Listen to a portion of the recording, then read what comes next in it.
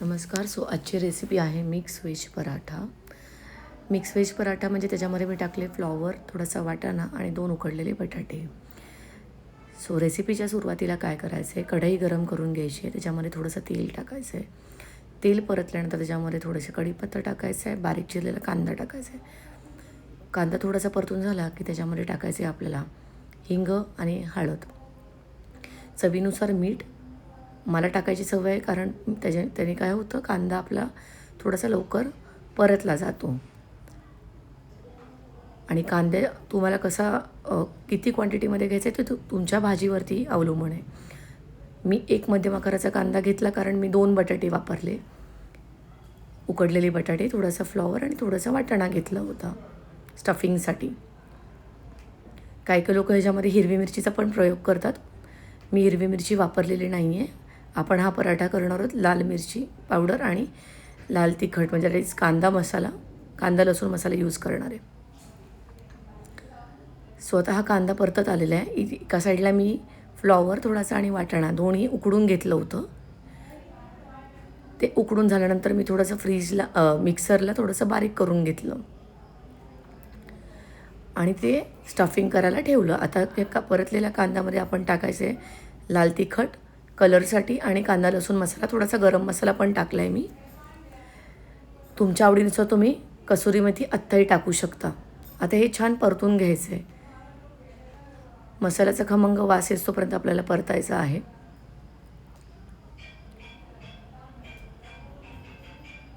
हे परतलं की आता मिक्सरला जे आपण बारीक केलेलं आहे स्टफिंग फ्लॉवर आणि वाटाण्याचं, ते काढून घ्यायचं आहे आणि ते स्टफिंग जे आहे ते आपल्याला ह्याच्यामध्ये मसाला परतत आलं की थोडं थोडं टाकून परतून घ्यायचं आहे.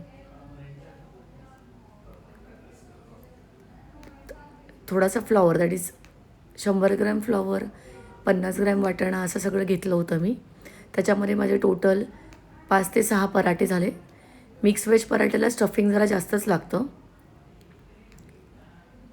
आता ही भाजी मी परतून घेतलेली आहे. आता याला काय करायचं, थोडंसं मीठ टाकून थोडंसं तूप टाकायचं आणि वाफवून घ्यायची.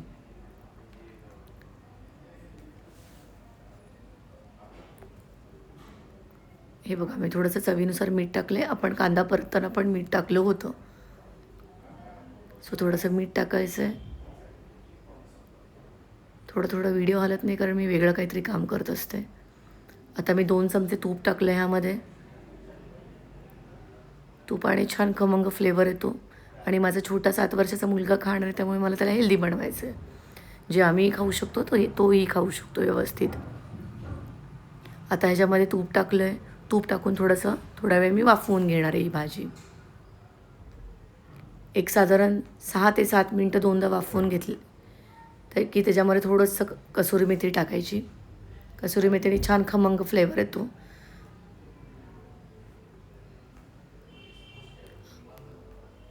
हे बघा, आता तुम्ही भाजीमधून थोडीशी वाफ यायला लागलेली आहे.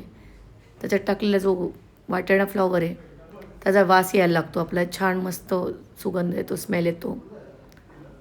त्याच्यामध्ये स्मॅश केलेला आपल्याला बटाटा टाकायचा आहे. आता मी 2 बटाटे टाकलेत. बटाटा टाकून छान अशी भाजी हलवून घ्यायची आणि मग त्याच्यानंतर तुम्ही हे स्मॅशरनी पण करू शकता.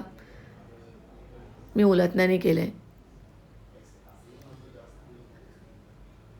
हा असा पराठा आम्ही शहाजीज पराठा हाऊस आहे जी पुण्यामध्ये आपटे रोडला, तिथे खाल्ला होता.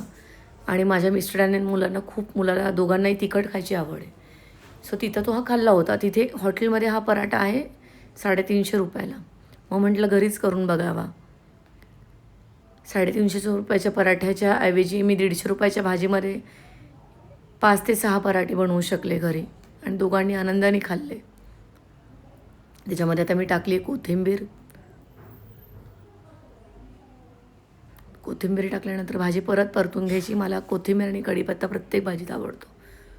त्याने एक भाजीला व्यवस्थित मस्त असं छान टेस्ट येते.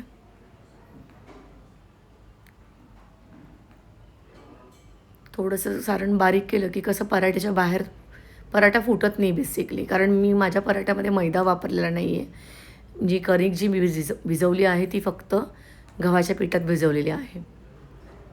हे बघा मी असं उकडून घेतलं होतं ते मग असं. आता ह्याला मला लाल कलरची भाजी बनवायची बेसिकली, तर मी परत थोडंसं तूप टाकलं आणि तुपामध्ये लाल मिरची पूड टाकली आणि भाजी परत परतून घेतली.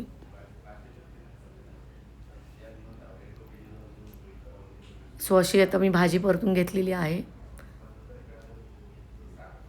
तुम्ही ह्याच्यामध्ये बाकीच्या भाज्या पण टाकू शकता, जसं की बीन्स टाकू शकता, दॅट इज श्रावणी घेवडा टाकू शकता, गाजर टाकू शकता, सेम ग्रेट करून टाकू शकता, म्हणजे खिसून टाकू शकता किंवा मग उकडून मिक्सरला बारीक मंचुरियनला पण जसं बनवतो तशी भाजी बनवून ह्याच्यामध्ये टाकू शकता. लहान मुलांना कळणार पण नाही आहेत कुठल्या भाज्या आहेत त्या. भाजी तयार आहे. भाजी गार करत ठेवलेली, तवा गरम करत ठेवला, गव्हाच्या पिठाची कणिक भिजवली होती, त्याचा असा उंडा करायचा, त्याच्यामध्ये ही भाजी स्टफ केली. उंड्यामध्ये नेहमी आधी पीठ टाकायचं आणि भाजी टाकल्यावर पण पीठ टाकायचं, जेणेकरून पराठा लाटताना फाटत नाही किंवा फुटत नाही. तुम्ही बघू शकता मी जरा छोट्या साईजचे पराठे केले, म्हणजे त्याचा स्टफिंग टाकले की छान पराठा खाल्ल्यासारखा वाटतो. असा छान दाबून घ्यायचा हातावरती, पिठात घोळवला आणि आता एका साईडला लाटून घेते. तेल किंवा तूप तुमच्या आवडीनुसार तुम्ही तव्यावर टाकू शकता. आणि आता टाकायचा छान पराठा भाजायला मस्तपैकी, खूप सुंदर लागतो. खरपूस भाजायचा, काढायची घाई करायची नाही. सो सुरुवातीला थोड्याशा त्याच्यामध्ये रेषा दिसल्या मला, कारण ह्याच्यात मैदा वापरला नाही आहे. हॉटेलमध्ये मैदा वापरतात त्याच्यामुळे स्टफिंग बाहेर येत नाही. हे बघू शकता तुम्ही कसा दिसतो आहे, कारण हे गव्हाच्या पिठात च्या कणकेमध्ये ही मी भाजी भरलेली. आता एक साधारण 2 ते 3 मिनटंच छान शेकून घ्यायचा, कारण पराठ्यातली जी भाजी आहे ती गव्हाच्या पिठाबरोबर व्यवस्थित छान मिळून आली पाहिजे. पराठा खाताना भाजी वेगळी आणि चपाती वेगळी असं नाही पाहिजे. त्याचा घास जो आपण मोडू ना, तो इतका सुंदर असा दिसला पण पाहिजे आणि खाताना त्याची चव पण एकत्र लागली पाहिजे, चपातीची आणि भाजीची दोन्हीची एकत्र. सो आता पराठा आपला शेकत आलेला आहे. सुरुवातीला नुसताच भाजायचा, मग तेल लावायचं आणि मग तव्यातनं खाली उतरवलं पराठा की मग त्याच्यामध्ये तूप घालायचं. हा पराठा आपला तयार आहे. त्याच्यावरती आता तूप लावायचं. दह्याबरोबर तुम्ही खाऊ शकता किंवा सॉसबरोबर. तुम्ही बघू शकता स्टफिंग कसं झालं आहे सुंदर.